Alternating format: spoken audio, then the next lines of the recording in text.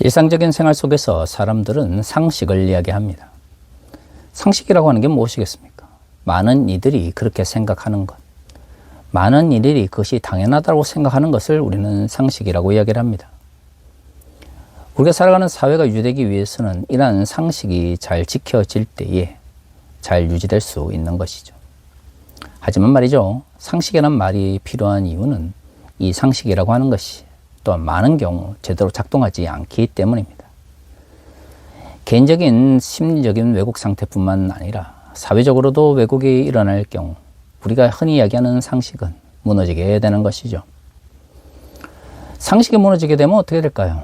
그렇습니다. 일반적으로 평소에는 잘 받아들이지 않고 이해되지 않는 극단적인 주장들과 이야기들이 사람들의 귀를 끌게 됩니다.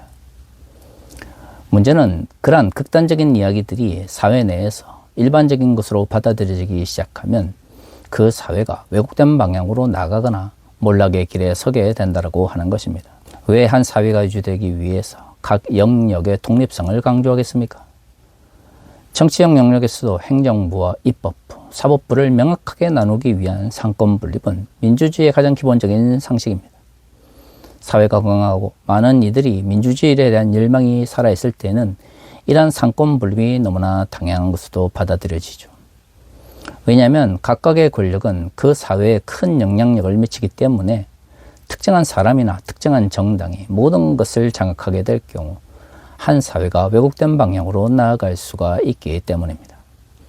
그렇기 때문에 각 영역이 제대로 역할을 감당하도록 노력하는 것이 정치적 이해관계나 사회적인 헤게모니의 문제가 아니라 그 사회의 공동의 선이라고 하는 측면에서도 반드시 고민해야 하는 부분인 것이죠. 감사하게도 한국 사회가 87년 체제 이후 엄청난 민주적 발전을 해온 것은 사실입니다. 그럼에도 불구하고 아직도 언론의 문제는 매우 심각한 위치에 있습니다. 과거 언론은 군사 독재 권력 아래에서 이해관계에 따라서 그들의 목소리를 내는 경우가 많았습니다. 언론이 가장 필요한 때는 어느 때이겠습니까? 그렇습니다. 공론이 왜곡되는 시기, 권위주의적인 권력 체계, 그리고 민주주의 퇴행이 일어날 때 언론이 거기에 대해서 비판적 목소리를 내면서 역사적 방향을 바꾸기 위해 노력을 해야 되는데요. 과거 한국 사회를 돌이켜보면 군사 독재 시절뿐만 아니라 굉장히 권위주의적이었던 윤석열 정권 하에서도 흔히 보수 언론이라고 불렀던 언론들은 자신들의 역할을 제대로 감당하기보다는 이해관계에 따라서 혹은 이권에 따라서 언론을 그리고 공론을 왜곡하는 경우가 굉장히 많았던 것이죠. 그러다 보니 기레기로 대표되어지는 언론에 대한 불신이 한국 사회 전반에 퍼져 있습니다. 하지만 언론이 시민들로부터 신뢰를 받지 못하는 이러한 현상은 한국의 민주주의의 발전에 그닥 도움이 되지 않습니다. 정말로 언론인으로서 또한 기자와 같은 사람들이 한국 사회 발전을 위해서 노력하고 있다라고 하는 자부심을 가지려면 그들 스스로가 권력에 맞서서 싸울 수 있는 용기를 가져야 합니다. 이것은 사회의 작은 축소판으로 불리는 교회 공동체 내에서도 비슷하게 적용될 수가 있습니다. 과거 한국 교회는 매우 권위주의적인 환경 속에서 공동체를 유지해 왔습니다. 담임 목사로 대표되어지는 교회 지도자들이 거의 모든 교회의 권한을 가지고 있는 상태에서 종교적 위계 구조에 의해서 교회를 운영했던 것이죠. 하지만 그것은 교회가 교회로서의 정체성을 상실하게 되는 매우 좋지 못한 교회의 전통이었습니다. 제가 과거 여러 번 말씀드린 것처럼 교회는 그 운영에 있어서 민주적인 과정을 거쳐야 합니다. 이를 위해서는 교회 지도자가 모든 권한을 가지게 되는 지금의 권위주의적인 운영 방식은 해체되어야 하는 것이죠. 운영과 목회가 독립적으로 서로를 견제할 수 있는 구조를 만들 필요가 있습니다. 이러한 민주적 구조 속에서 투명한 교회 운영이 이루어질 때에 목회 역시도 건강한 방향으로 나아갈 수 있게 되는 것이죠. 그런데 말이죠, 이런 현실적인 대안도 매우 중요합니다만은 그 출발점은 결국 종교적 위계 구조를 어떤 식으로 해체하고 타파할 것인가에 있다라고 볼 수가 있는 것이죠. 왜 민주적 운영이 되지 않겠습니까? 왜 목회와 운영이 구분되지 않고 각각 독립적인 방향 속에서 진행되지 않을까요? 그렇습니다. 종교적인 위계에 의해서 교회가 권위주의적으로 운영되기 때문입니다. 결국 이러한 종교적 위계 구조에 기반하고 있는 권위주의를 해체하는 것이야말로 한국교회를 민주적으로 보다 투명한 방향으로 나아가도록 이끄는 가장 중요한 것이라고 볼 수가 있는 것이죠. 그렇다면 우리는 물어봐야 됩니다. 왜 한국교회는 이처럼 종교적 위계 구조에 기반한 권위주의적인 구조를 가지게 되었는가? 초기 한국 사회에서의 기독교 공동체는 19세기 말 한국 사회의 권위주의적인 구조보다 더 민주적이며 더 발전적인 공동체의 모습을 보여줬습니다. 하지만 일제 점령기 동안 제국주의의 억압 속에서 교회는 많은 부분 사회적 무순을 수용하거나 내재화하는 과정을 거쳤고요. 이것이 군사 독재 시절로 넘어오게 되면서 엄청난 형태로 왜곡되었던 것이죠. 과거 한국 교회를 이끌었던 많은 교회 지도자들이 인식하지 못했던 것은 20세기 한국 사회에 왜곡된 인식과 구조가 한국 교회에도 부정적인 영향력을 미치고 있다고 하는 것입니다. 현실을 제대로 이해하지 못하니까 어떤 문제를 가지고 있는지를 제대로 인식하지 못했던 것이죠. 성경이 말하고 있는 믿음이라고 하는 것은 그저 종교 지도자들에 대한 맹목적인 추종과 복종을 이야기하고 있는 것일까요? 결코 그렇지 않습니다. 성경은 오히려 생각하면서 스스로 하나님께 나아갈 수 있는 독립적이면서 성숙한 그리스도인에 대해서 이야기를 하고 있는 것이죠. 오히려 한국 교회가 이러한 교회의 본질적인 목표를 상실한 상태에서 20세기의 왜곡된 사회적 환경 속에서 잘못된 이해를 가지고 교회를 바라보고 성도를 바라보았다고 말할 수 있습니다. 오늘 우리가 읽은 본문의 말씀은 요한 1서 4장에 있는 말씀입니다. 오늘 우리가 읽은 본문의 말씀 앞에서 요한 1서의 저자는 요한 1서를 읽는 그리스도인들에게 서로 사랑할 것을 이야기합니다. 특히 형제 사랑에 대해서 강조하고 있는 것이죠. 왜냐하면 그 사랑이라고 하는 가치가 결국 믿는 사람과 믿지 않는 사람을 구분하는 가장 중요한 신앙적 가치이기 때문입니다. 그런데 말이죠. 그 이야기를 하고 나서 오늘 우리가 읽은 본문의 말씀을 말하고 있습니다. 모든 영을 눈에 보이는 그대로 믿지 말고 정말로 하나님께 속한 것인지 시험해 보라라고 하는 것이 오늘 우리가 읽은 본문의 말씀의 핵심입니다. 오늘의 본문의 말씀을 문자 그대로 이해하시는 분들은 무슨 귀신을 초월적인 능력에 의해서 질문을 던지고 그 영에 가르쳐 주는 것에 따라서 하나의 말씀을 전하는 것처럼 생각하는 사람들도 많습니다. 흔히 귀신을 쫓아낸다라고 하거나 혹은 귀신과 대화를 한다라고 말했던 과거의 교회 지도자들이 이 본문을 가지고 그 영을 시험해보라라고 하는 방식으로 문자적으로 이해했던 것이죠. 하지만 오늘 우리가 읽은 본문의 말씀에서 영이라고 하는 것은 인간에 대한 또 다른 표현이라는 것을 알 수가 있습니다. 오히려 이 영이라고 하는 용어는 가르침을 받은 사람들의 정신 혹은 올바른 이해와 같은 보다 복음의 가치와 가까운 의미라는 것을 알 수가 있는 것이죠.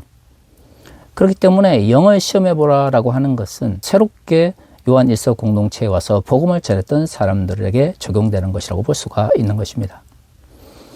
예나 지금이나 아무나 하나님의 말씀을 전할 수 있는 것이 아니죠.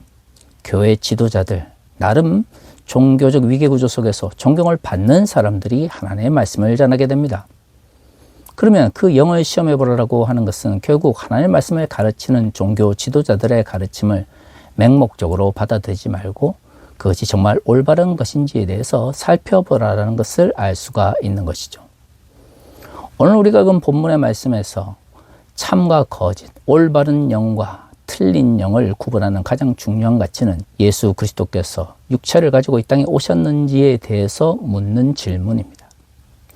아마도 요한 1서가 기록될 당시에는 그노시스파라고 불리는 영지주의적 가르침이 가장 중요한 이단적 가르침이었을 겁니다. 당시 철학적 체계 속에서 육신은 악한 것으로 이해되었던 것이죠. 그런 상황 속에서 예수 그리스도께서 육체를 가지고 이 땅에 오셨다, 인간으로 이 땅에 오셨다라고 하는 것은 마치 예수 그리스도의 구원이 육체에 파묻혀서 그 올바른 가치를 제대로 발휘하지 못하는 것처럼 이해되어졌습니다. 이처럼 영지주의와 그노시스파의 가르침에 몰두해 있었던 이들은 요한 1서의 저자나 아니면 다른 사도들의 가르침과 달리 그노시적인 관점 속에서 예수 그리스도의 말씀을 왜곡할 수밖에 없었던 것이죠. 그리고 그런 사람들의 이야기가 요한 1서 공동체에 부정적인 영향력을 미쳤던 것입니다. 그렇기 때문에 요한 1서의 저자는 예수 그리스도의 육체로 오심을 부인하는 이는 하나님께 속하지 않은 영이다 라고 말하고 있는 것이죠.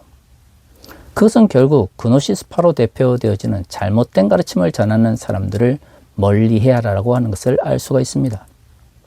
종교 지도자고 그 누구 일반 성도들보다 예수님에 대해서 더 많이 알고 또 많이 배운 사람들이 잘못된 가르침을 전파할 때 요한 1서의 저자는 그것을 맹목적으로 믿거나 추종할 것이 아니라 정말로 그것이 올바른 것인지 시험해 볼 것을 올바르게 분별할 것을 이야기하고 있습니다. 예수 그리스도의 십자가를 통하여 우리에게 베푸신 구원은 맹목적인 추종이나 복종에 기반해 있지 않습니다. 그 구원을 받아 하나님의 백성이 되고 예수 그리스도의 제자가 된 사람들은 그때부터 무엇이 올바른 것인지 바르게 분별할 수 있는 생각의 능력을 키워야 하는 것이죠.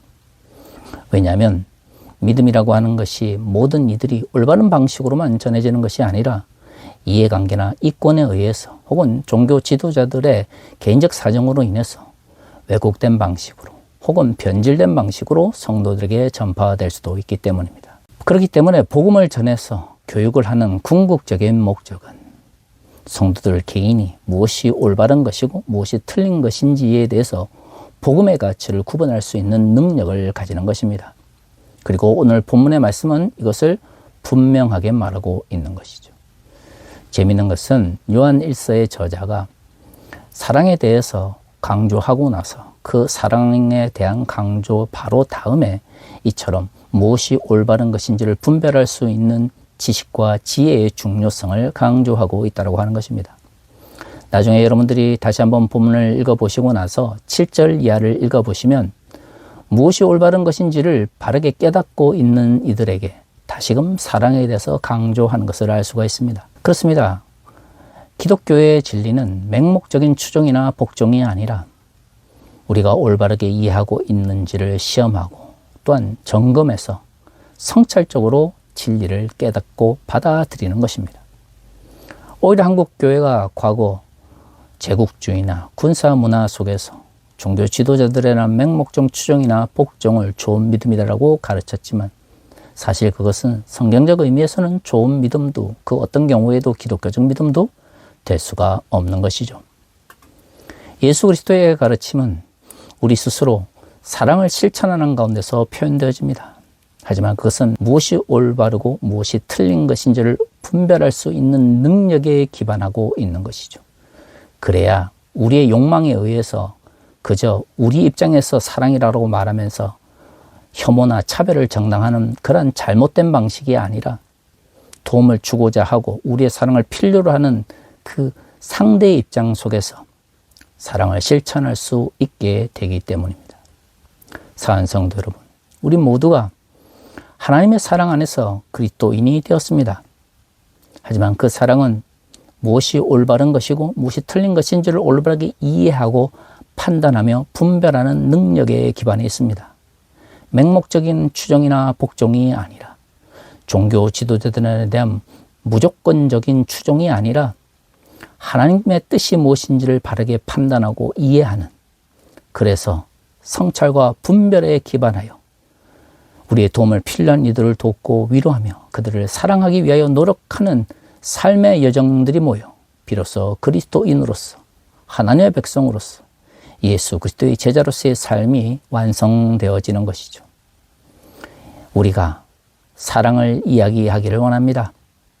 그 사랑의 진리에 대한 올바른 분별을 말할 수 있기를 원합니다.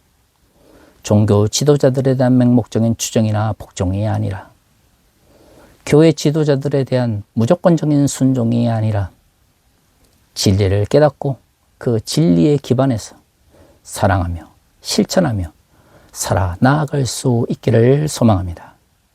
다 같이 기도하겠습니다.